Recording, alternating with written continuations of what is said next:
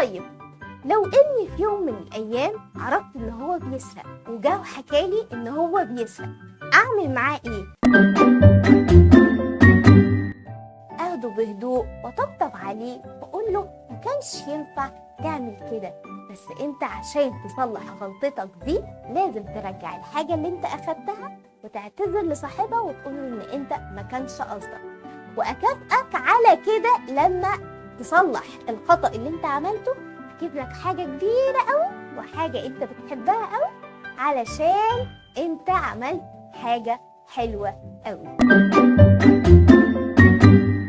كنت معاكم ميس مرام، اقابلكم في مشكلة كبيرة وحل بسيط. تابعوني على الفيسبوك ميس مرام، وعلى اليوتيوب عاطف وعواطف مع ميس مرام، وعلى الانستجرام مرام أسامة.